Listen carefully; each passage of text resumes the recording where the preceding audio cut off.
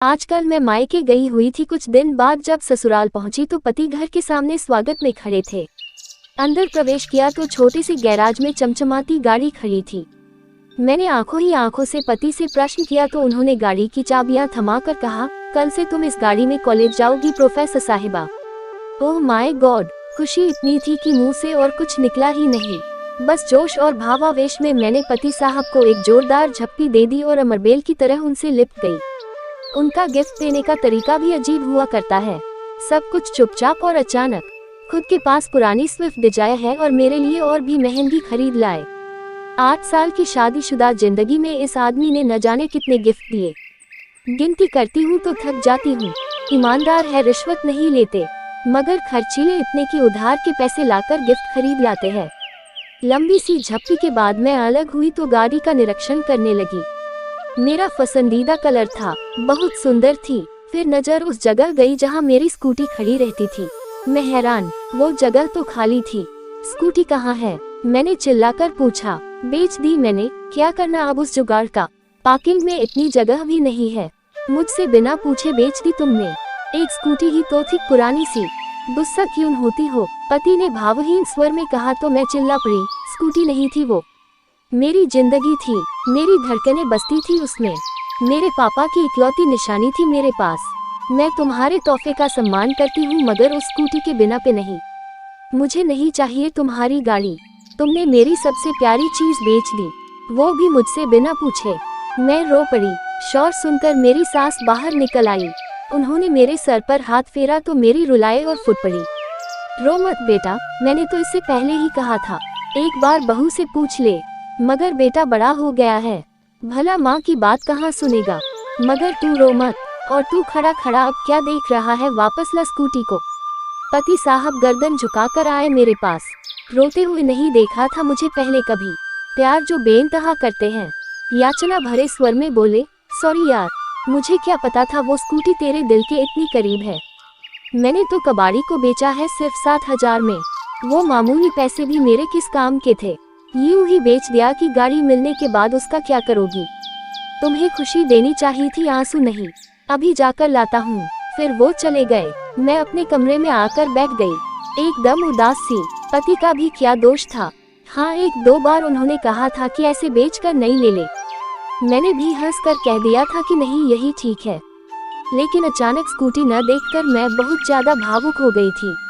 होती भी कैसे नहीं, वो स्कूटी नहीं औकात थी मेरे पापा की। जब मैं कॉलेज में थी तब मेरे साथ में पढ़ने वाली एक सहेली नई स्कूटी लेकर कॉलेज आई थी। सभी सहेलियां उसे बधाई दे रही थी। तब मैंने उससे पूछ लिया, कितने की है? उसने तपाक से जो उत्तर दिया उसने मेरी जान ही निकाल ली थी। कितने की भी हो, तेरी और तेरे पापा की औकात से बाहर की है। अचानक पैरों में जान नहीं रही थी। सब लड़कियां वहां से चली गई थी, मगर मैं वहीं बैठी रह गई। किसी ने मेरे हृदय का दर्द नहीं देखा था। मुझे कभी यह एहसास ही नहीं हुआ था कि वे सब मुझे अपने से अलग गरीब समझती थी। मगर उस दिन लगा कि मैं उनमें से नहीं हूँ। घर आई तब भी अपनी उदासी छुपा नहीं पाई। माँ से लिपटकर रो पड़ी थी। माँ को बताया तो माँ ने बस इतना ही कहा, छिछोरी लड़कियों पर ज्यादा ध्यान मत दे, पढ़ाई पर ध्यान दे। रात को पापा घर आए तब उनसे भी मैंने पूछ लिया, पापा हम गरीब हैं क्या? तब पापा ने सर पे हाथ फिराते हुए कहा था, हम गरीब नहीं हैं बिटिया, बस जरा सा हमारा वक्त गरीब चल रहा है। फिर अगले दिन भी मैं कॉलेज नहीं गई। न जाने क्यों दिल नहीं था। शाम को पापा जल्दी ही घर आ गए थे और जो लाए थे वो उतनी बड़ी खुशी थी मेरे लिए कि शब्दों में बयां नहीं कर सकती। एक प्यारी सी स्कूटी, तितली सी, सोन चिड़िया सी नहीं, एक सफेद परी सी थी वो। मेरे सपनों की उड़ान, मेरी जान थी वो। सच कहूँ तो उस रात मुझे नींद नहीं आई थी। मैंने पापा को कितनी बार थैंक यू बोला याद नहीं है। स्कूटी कहाँ से आई, पैसे कहाँ से आए, ये भी नहीं सोच सकी ज्यादा खुशी में। फिर 2 दिन मेरा प्रशिक्षण चला। साइकिल चलानी तो आती थी, स्कूटी भी चलानी सीख गई। 5 दिन बाद कॉलेज पहुंची, अपने पापा की औकात के साथ, एक राजकुमारी की तरह, जैसे अभी स्वर्णजड़ित रथ से उतरी हो। सच पूछो तो मेरी जिंदगी में वो दिन खुशी का सबसे बड़ा दिन था। मेरे पापा मुझे कितना चाहते हैं सबको पता चल गया। मगर कुछ दिनों बाद एक सहेली ने बताया कि वो पापा के रिक्शा पर बैठी थी। तब मैंने कहा, नहीं यार, तुम किसी और के रिक्शे पर बैठी हो। मेरे पापा का अपना टेम्पो है। मगर अंदर ही अंदर मेरा दिमाग झंझना उठा था। क्या पापा ने मेरी स्कूटी के लिए टेम्पो बेच दिया था? और 6 महीने से ऊपर हो गए, मुझे पता भी नहीं लगने दिया। शाम को पापा घर आए तो मैंने उन्हें गौर से देखा। आज इतने दिनों बाद फुर्सत से देखा तो जान पाई कि दुबले पतले हो गए हैं, वरना ध्यान से देखने का वक्त ही नहीं मिलता था। रात को आते थे और सुबह अंधेरे ही चले जाते थे। टेम्पो भी दूर किसी दोस्त के घर खड़ा करके आते थे। कैसे पता चलता बेच दिया है? मैं दौड़कर उनसे लिप गई। पापा आपने ऐसा क्यों किया? बस इतना ही मुख से निकला। रोना जो आ गया था। तू मेरा गुरूर है बिटिया, तेरी आंख में आंसू देखूं तो मैं कैसा बाप।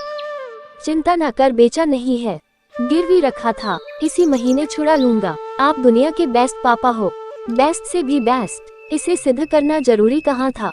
मैंने स्कूटी मांगी कब थी? क्यों किया आपने ऐसा? 6 महीने से पैरों से सवारियां ढोई आपने। ओ पापा, आपने कितनी तकलीफ झेली मेरे लिए। मैं पागल, कुछ समझ ही नहीं पाई और मैं दहाड़े मार कर रोने लगी। फिर हम सब रोने लगे, मेरे दोनों छोटे भाई, मेरी मम्मी भी। पता नहीं कब तक रोते रहे। वो स्कूटी नहीं थी मेरे लिए, मेरे पापा के खून से सींचा हुआ उलंग खटोला था मेरा, और उसे किसी कबाड़ी को बेच दिया। दुख तो होगा ही। अचानक मेरी तंद्रा टूटी। एक जानी पहचानी सी आवाज कानों में पड़ी। मेरा उलंग खटोला मेरे पति देव यानी तहसीलदार साहब चलाकर ला रहे थे, और चलाते हुए एकदम बुद्धू लग रहे थे, मगर प्यारे से बुट्टू। मुझे बेइंतहा चाहने वाले राजकुमार बहू। मैंने स्कूटी को अच्छे से पोंछा, उसको प्यार किया। उसमें से पापा के प्यार और खून पसीने की खुशबू आ रही थी। बहुत अच्छे से उसको कवर से छिपा दिया और पति देव के साथ अंदर आ गई। पति ने कहा, मुझे माफ कर दो, मुझे नहीं पता था ये तुम्हारे लिए इतनी इम्पोर्टेंट है। मेरी वजह से तुम्हारी आंखों में आंसू आ गया। मैंने बोला, मैंने भी आप पर गुस्सा किया। मैं और कुछ कहती, मेरे पति ने मुझे सीने से लगा लिया। हम दोनों मुस्कुरा दिए। माँ बाप अपने बच्चों के लिए बहुत कुछ करते हैं। हमें अपने माँ बाप की मेहनत को जिम्मेदारी का नाम नहीं देना चाहिए। हमेशा माँ बाप का ख्याल रखना चाहिए। वीडियो को एंड तक देखने के लिए धन्यवाद। अगर आपको ये स्टोरी अच्छी लगी हो तो चैनल को सब्सक्राइब करना ना भूलें। मिलते हैं नेक्स्ट वीडियो में।